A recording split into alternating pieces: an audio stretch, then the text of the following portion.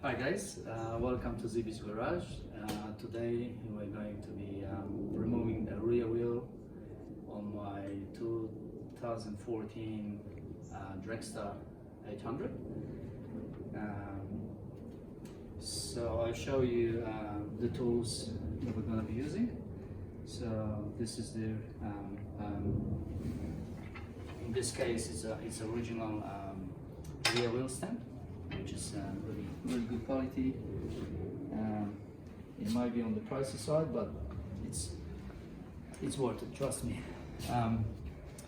Also, we're gonna be using a torque wrench.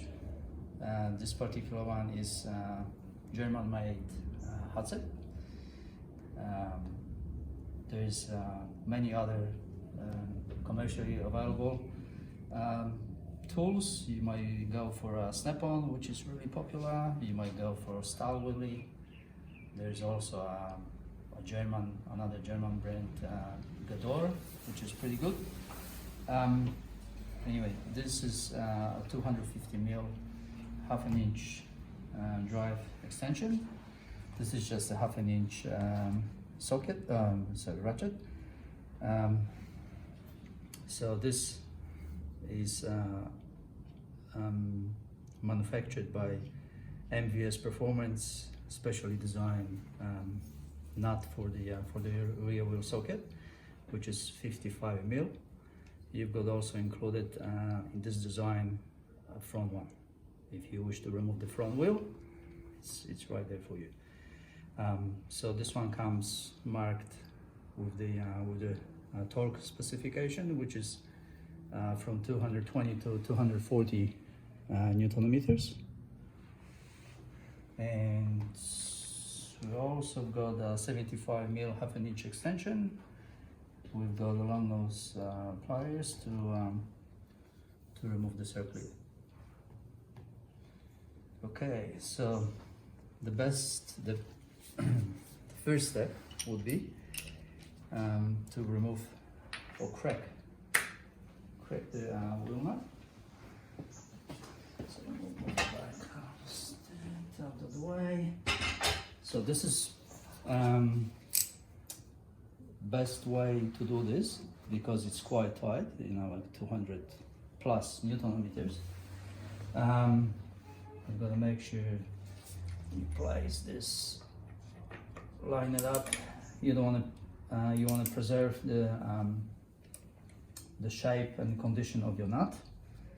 So the best way is to place your foot on the brake, apply a bit of a pressure, and crack it.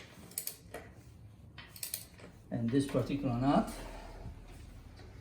you have to undo in the opposite direction. So, which is normally you would tighten it clockwise and undo it anti-clockwise. So the next step would be to place the bike on the rear seat.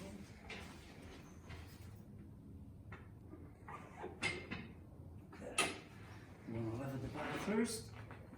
Make sure it's all the way in, and just one small motion. There we go. So I believe the nut is loose enough, but you might use this ratchet extension just to make sure it's nice and loose.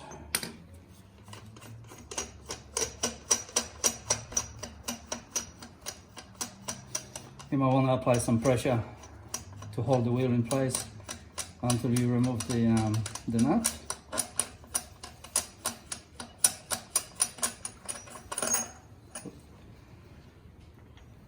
Okay, so now just have to support the wheel.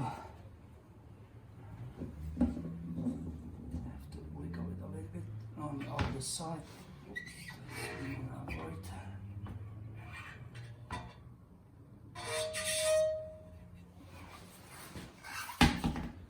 So there's a number of reasons why we're gonna remove the rear wheel. If you wanna, clean it, apply some paint protectant, you want to inspect your rear brake pads, maybe replace them. So this is easy done with the wheel removed. You might want to clean this area of your bike, maybe clean your chain, lubricate your chain. Yeah, well, on this bike,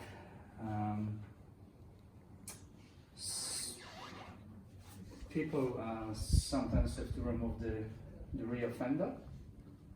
Well, this is not the case on my bike because it has been modified. So I just got rid of the rear fender. So that makes the job easier. Believe some even tell you to remove the exhaust in order to remove the wheel, but if you're careful enough, you can manage to remove the rear wheel if you remove the fender, or maybe even one side of the indicator. Okay, one thing I would like to show you is, if you ever wonder which way to undo the nut, so the manufacturers, and I'm not talking about the manufacturers as a bike manufacturer, the fasteners manufacturers, they cut the groove. If you find a groove on like this on the nut, that means it's a left-hand thread. So that means to undo it, you have to actually go clockwise. So guys, one more thing I would like to add in order to protect the rim, I applied some masking tape on this part of the bike. There's like an arm there, the bolt, and that's if you go in the right angle, that's only contact. Also, there will be contact with the tire on that side of the bike. So I'm gonna position ourselves to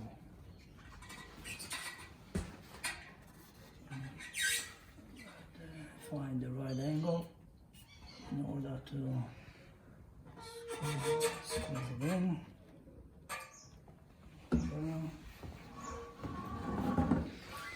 Just support the wheel while it's sitting there and resting on the hub. I'm going to find your engagement holes with one hand holding. You just grab the nut. Okay, this is very important. You see the contact and the design of the nut. So this area here, the thread, this area of the rim, and this area, contact surface of the nut,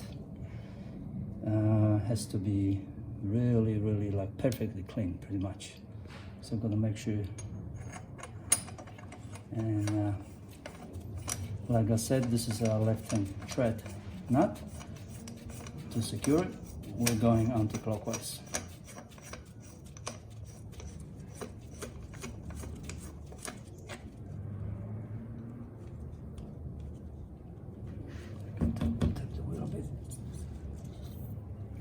So use the 75mm extension and half-inch drive ratchet. Make sure you place this, and we can hold the wheel a little bit and just give it a bit of a tap, applying pressure to secure the rest of the tensioning. We'll have to do it while the bike is sitting on the ground. There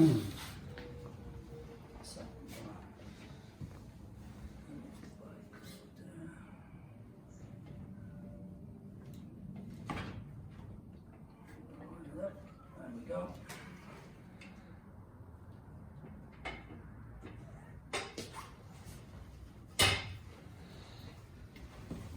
So I would recommend to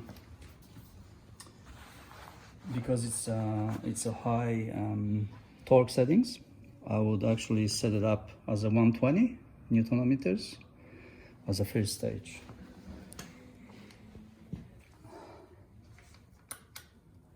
And we might use, if we can get away without using the extension.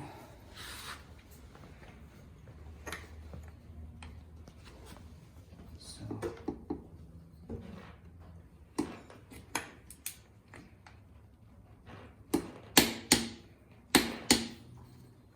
So that's 120.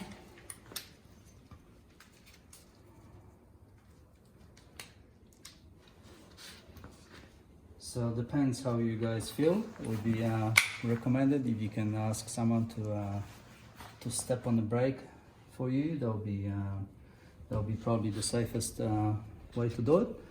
And then as the last step, you got to find out which holes are actually lining up. You can also got an indicator if there's a genuine wheel. So there's a marking, factory marking paint. So I believe we have to go from this area up to here. So see you in 10 seconds. Welcome back, guys. I just want to add that for the final tensioning stage of 220 Newton meters, I asked my son to help me. I just want to prevent any slipping of the nut of the the socket from the nut, and potentially damaging the rim or scratching the nut itself. It's a nicely done, manufactured. I believe it's made of the titanium, so I just want to preserve the look of it. And well, safety first.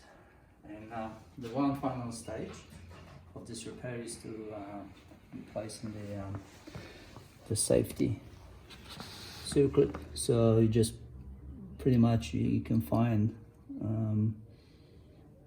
one of the holes that is lining up. You can place this in the groove, and you can pretty much use it your fingers. You don't need to use any pliers. Just make sure it's nicely secured. And to finish this thing off, there's a little tiny rubber plug. You just have to be manage to put that on. I would say my gloves not really helping me with this process. Yeah, there we go. So thank you for watching, guys. If you are interested to see any more of MV Augusta, then just please leave a comment down below.